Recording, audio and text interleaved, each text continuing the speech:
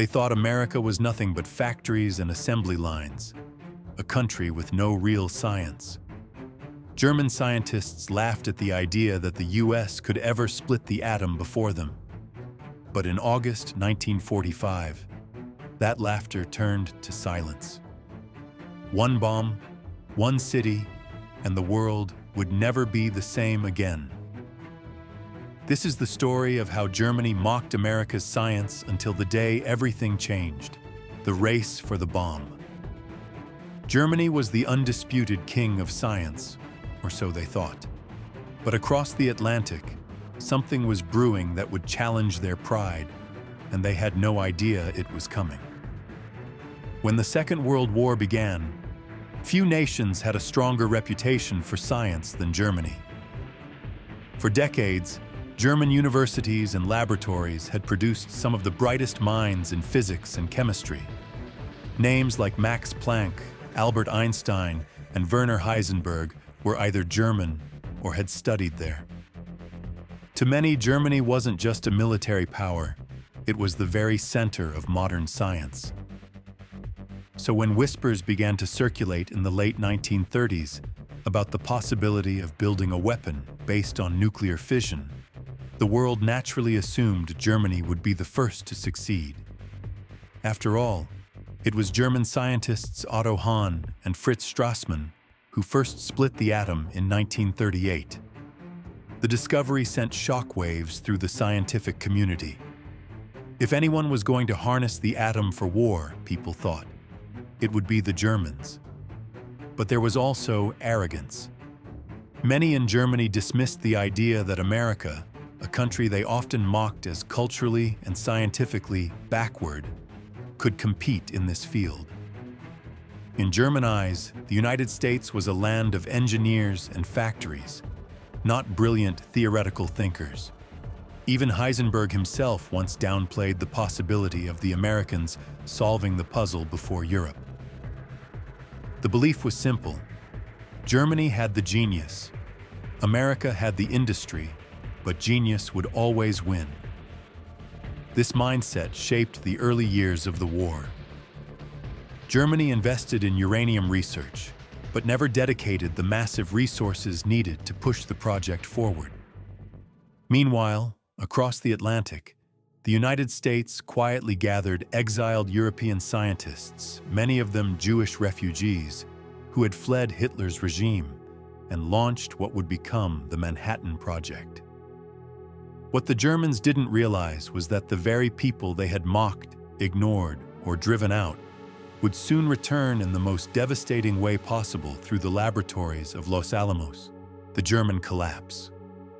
While German cities burned and the war tore the nation apart, one project that could have changed everything was quietly falling apart, and nobody noticed until it was too late.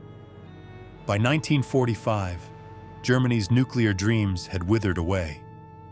The war effort had drained the nation of resources, and whatever ambition remained in scientific research was scattered, fragmented, and often sabotaged by its own leadership.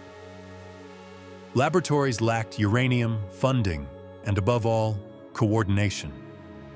Scientists like Heisenberg, Hahn, and others worked in small circles, never coming close to the scale of collaboration needed to build a functioning bomb. Meanwhile, Hitler's obsession with conventional weapons, like rockets and tanks, pushed nuclear research to the margins. The V-2 missile program devoured resources while atomic theory was left largely theoretical. Many German scientists themselves doubted that a usable bomb could be built before the war was over. For some, this was a relief. They feared the moral consequences of unleashing such a weapon in Hitler's hands. For others, it was simply resignation. But across the ocean, the United States was pouring billions into a secret project that dwarfed anything Germany had attempted. Entire towns were built around uranium enrichment. Thousands of the best scientific minds, many of them exiles from Europe, worked under one coordinated effort. While German cities lay in ruins from Allied bombing, America's factories roared with life, producing the components for a weapon unlike any the world had ever seen. By the spring of 1945, Germany was collapsing on all fronts. The Red Army stormed Berlin, Allied troops pushed across the Rhine, and Hitler raged in his bunker. At the very same time, in New Mexico's deserts, American scientists were preparing the final steps of their atomic experiment. For Germany, the race was already lost, they just didn't know it yet. Hiroshima and Nagasaki shockwaves. Imagine hearing that an entire city had been wiped out by a single bomb. For Germans, that news sounded impossible, but then the reports started coming in. On August 6, 1945, the first reports reached Europe. An American bomber had dropped a single weapon on the Japanese city of Hiroshima, and the city was gone. At first, many Germans didn't believe it. The scale sounded impossible, one bomb leveling an entire city. Surely it was propaganda, another exaggeration of Allied strength. But as details emerged, the disbelief turned into uneasy silence. Survivors described blinding light, waves of heat, and a mushroom cloud rising higher than the skies. 3 days later, Nagasaki confirmed it wasn't a fluke. The United States truly had a weapon that defied comprehension. For ordinary Germans, who had just lived through the firebombings of Hamburg and Dresden, the destruction sounded familiar but terrifyingly different. Those cities had been destroyed by hundreds of aircraft, waves of bombs over hours. Now, America could achieve the same devastation with one plane, one weapon, in an instant. For the German military remnants, scattered in defeat, the message was clear. Even if the Reich had somehow survived longer, it could never have withstood such power. The thought was chilling. What if Hitler had possessed this weapon first? News spread quickly in occupied Germany.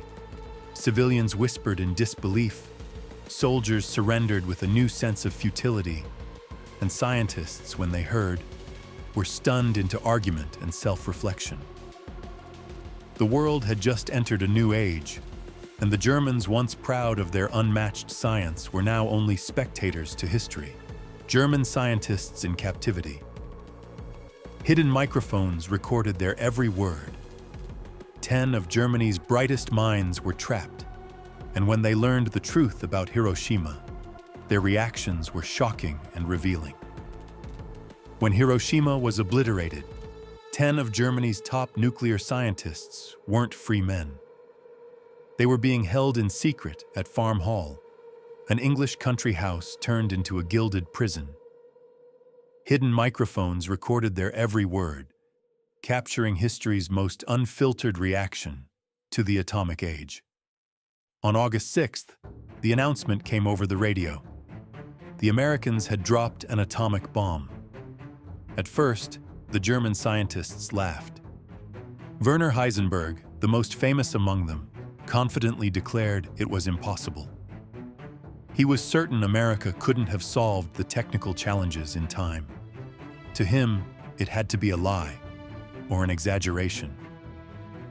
But as the hours passed, disbelief gave way to stunned silence.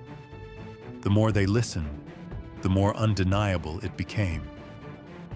Hahn, the very man who had split the atom in 1938, was so shaken he could barely speak.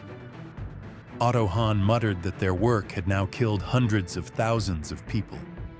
Some tried to rationalize, others tried to downplay it, but all of them realized something painful. They had miscalculated, and America had won the race they once thought was theirs to lose. The Farm Hall transcripts reveal a mix of shock, regret, and bruised pride. Heisenberg, who had once been so dismissive, spent days reworking calculations to understand how the Americans had done it. When he finally gave a lecture to the others, the irony was sharp. Only after Hiroshima did he truly explain how to build a bomb. For the captured German scientists, Hiroshima was not just a military shock, It was a personal humiliation. They, the heirs of Europe's greatest scientific tradition, had been beaten by the very nation they mocked as scientifically second class. Mockery turns to fear. They once laughed at American science. They called it primitive. But one explosion changed everything, and suddenly, the country they mocked was the one holding the power of the future. Before the bomb, Germans often sneered at American science. To them, the US was a land of mass production and gadgets, not groundbreaking discoveries. German universities had produced Einstein, Planck, and Heisenberg. America, they believed, produced assembly lines and light bulbs. It was a cultural arrogance, one that convinced many that the Americans could never master something as complex as nuclear physics. But Hiroshima shattered that illusion. With a single strike, America proved it could not only master the theory, but also execute it on a scale Germany had never dreamed possible. The Manhattan Project wasn't just a scientific success, it was a triumph of organization, money, and industrial might. For German intellectuals and civilians alike, this realization was sobering. The country that they had laughed at, the one they dismissed as a nation of mechanics, had created a weapon so advanced it made Germany's Phi-2 rockets look like toys. The mockery stopped, replaced by something far more unsettling: fear. If America could unleash such destruction on Japan, what did that mean for the rest of the world? For Germany, already shattered, divided, and occupied, it confirmed a new reality. The age of European dominance in science and power was over. From now on, the United States stood at the center of both. The world had changed forever, and the Germans, once the self-proclaimed leaders of science, were forced to watch as the torch passed into American hands. The shift in world power. The world order Germany knew had vanished. One weapon had changed not just the war, but the fate of nations, and Germany could only watch as the balance of power shifted. In the rubble of 1945, Germany saw the world realign before its very eyes. The war was over, the Reich was gone, and the balance of global power had shifted forever. No longer was Europe the stage where history's greatest struggles would be decided. With the atomic bomb, the United States had declared itself the new superpower. For Germans, the realization was bitter. Their empire had collapsed, their cities were ashes, and now even their scientific prestige had been eclipsed. Once, Berlin and Göttingen had been the beating heart of physics. Now, it was Los Alamos. The Soviets, too, took notice. As Red Army soldiers carted off what remained of German technology and research, Stalin understood that the future would be decided not in tanks and trenches, but in laboratories. America had shown what science, money, and willpower could create. To Germany, trapped between two giants, the message was unmistakable. The post-war world would be defined by a US-Soviet rivalry in which Germany itself was no longer a player, but a pawn.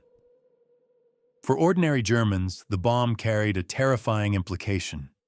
If such a weapon had existed months earlier, it could have fallen on Berlin or Hamburg instead of Hiroshima.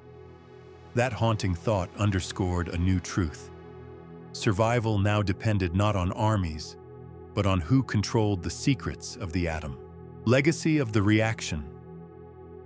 For the scientists who once led the world in physics, there was humiliation. For Germany, there was shock. And for history, there was a warning. Never underestimate who's willing and able to reach the impossible.